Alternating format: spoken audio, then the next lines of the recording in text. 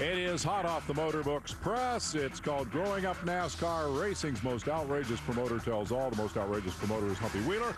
And we've got a couple autographed copies of the book for the next two weekly winners of our Super 7 Sweep game. Go to speedtv.com either way. Play the Super 7 Sweep game, win a freebie, or you can actually buy a copy of the book from speedtv.com. And either way, Humpy will be happy. It is a pleasure to welcome Humpy Wheeler back to Wind Tunnel. Nice to see you. Thanks for your time. Great to be back, Dave. Let's we want to know about Humpy's heroes. Want to know about Andrew Smith, the hot new kid that you've got. But first, let's talk about some current events. This week, NASCAR takes the wing off, puts the spoiler back on. At the beginning of the year, now famous quote, Robin Pemberton tells the drivers, go for it. It's hands off. Have at it. Last year, NASCAR goes to double file restarts. Common thread in all three cases, they said, we're listening to the fans. This is what the fans want. A, do you agree? Do you think this is what the fans want? And are these the most important things the fans want? Or would you be making other changes? Well, I think they're going to help, Dave, because, no matter what you do before the race, you can blow everything up and have all kind of pre-race stuff, but it's what happens when that flag drops, and it's what happens when the flag drops at the end of the race, what goes on the racetrack. If that's not exciting, that's not dramatic, then people aren't going to buy tickets, not going to turn the TV on. Mm-hmm. I think the double file restart was a real great start. I think what Robert Pemberton said, hey, let's kind of get back to the way it used to be. That's really what he said. And the spoiler is definitely going to help. The spoiler is probably not going to have a tremendous impact at Martinsville, but at a place like Texas or Kansas or somewhere like that, it's going to have a significant effect, because those are the tracks where you go over 200 miles an hour. Yep. And that is very difficult. These cars are very difficult to drive at those kind of speeds. So anything we can do to make the drivers have better control is going to make the racing better. So, Carl Edwards and Brad Keselowski, spectacular deal at Atlanta. We keep reading NASCAR needs rivalries. I'm not sure about Keselowski versus Edwards, but then you get Edwards and Kevin Harvick in this name-calling contest. Kevin calls Carl fake as hell. Carl responds he has no respect for Kevin Harvick. Neither of these strike me as Petty versus Pearson. Are those feuds that we're talking about between those guys going to sell tickets? Yeah, but only if they run a long time.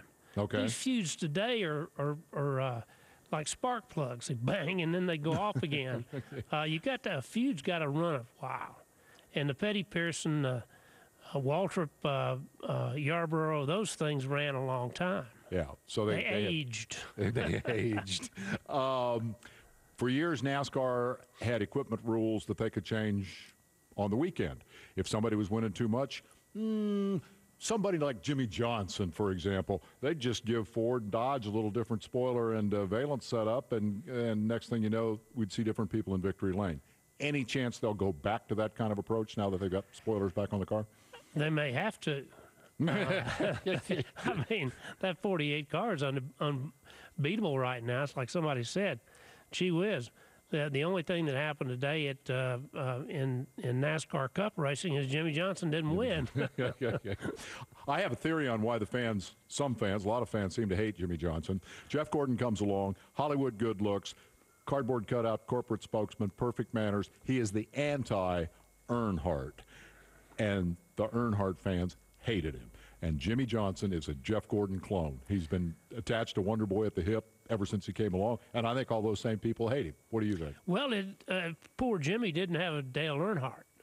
Well, that's true, too. He should have. If he'd had a Dale Earnhardt, it'd been a different story. And maybe there's one lurking out there. Maybe Juan Pablo Montoya will get up there, and now that Robin Pemberton says, have at it, boys, maybe he'll get up there and rub him a little bit, or something else will happen that he'll have his Earnhardt.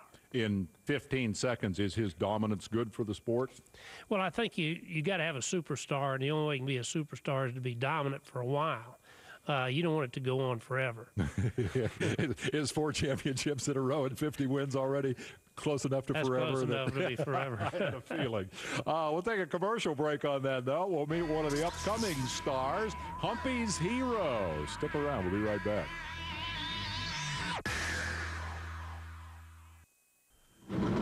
Last season, famed promoter Humpy Wheeler started a driver search and development program. His staff went looking for the driver who could get it done on the track and perform in the media and sponsor spotlight. And the search is over, and the inaugural champion has been crowned.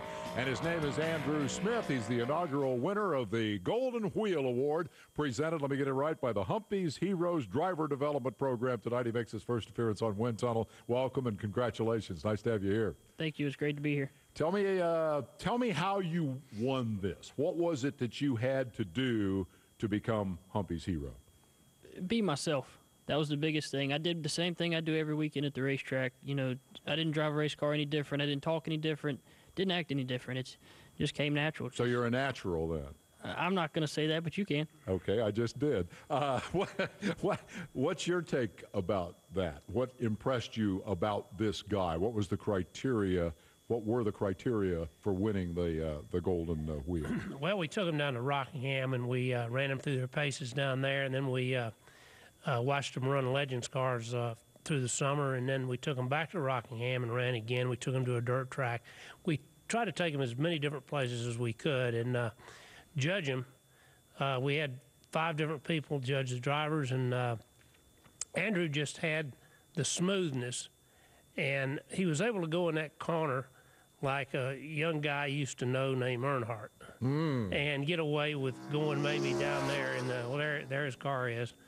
And he was just very, very smooth. That's what impressed me more than anything else about him. And you know, last night they went down to Greenville Pickens for the first Grand National East race, NASCAR, and he finished second. That was your first run in that car, wasn't it? Yes, sir. Not a bad start. So how did you learn that? What have you driven, and how did you learn to be smooth? Did it teach you that, or is that just, does that come natural too? Yeah, well, I grew up with, we didn't really have the best equipment. You know, we kind of toughed it out and had to make do with what we had. So you had to really be able to get up on the wheel and drive an ill-handling race car. And I've driven legend cars, dirt cars, go-karts, you know, and nothing I've ever had's been the greatest. And always ran with real stiff competition. And, you know, I just think it, you know, made me a better driver. So, Humpy, what are you trying to accomplish with this deal? We're trying to bring a whole new generation of drivers along, Dave, that I always thought, you know, there's probably, well, not probably, there's more young race drivers racing today than there ever has been in history. You just don't want to miss, from a promoter standpoint, you don't want to miss that next A.J. Foyt, Mario Andretti, Richard Petty, David Pearson, Jimmy Johnson. And if you don't watch these guys real close, you can't, to bring them along, you might miss those people. And that's what makes racing great when you get the best drivers out there. Is this from a guy who had a hand in bringing Earnhardt along. Real quick, is it my imagination, or are there more youngsters who aspire to race in NASCAR these days being told, bring a little money, kid? Buy a ride has been around forever in motorsports. So am I seeing more of it in NASCAR, and how big of a problem do you think that is? It's a horrible problem. I asked A.J. Foyt last year up in Indianapolis, I said, what would you do right now if you were 20 years old? He said, I have no idea. Because he didn't have any money then. Neither did Mario. Yep. So hopefully, talent will rise to the top. The cream will rise to the top if a kid gets up there because somebody's helped him and he doesn't have the talent. He may be able to last for a while, but he's not going to make it in that top 5. Andrew, what's the next step? I got about 20 seconds left. Where do you go from here? We're going to try and finish out the K&N Pro Series this year, and, you know, hopefully we can keep up the good runs, you know, keep staying in the top 5. Second is a pretty good start. Congratulations on that. Congratulations on the award. Good luck with wherever this takes you. Thank you. Humpy, nice work. Thank you very much, appreciate you Dave. coming on the show. Sure. It's good to see you again.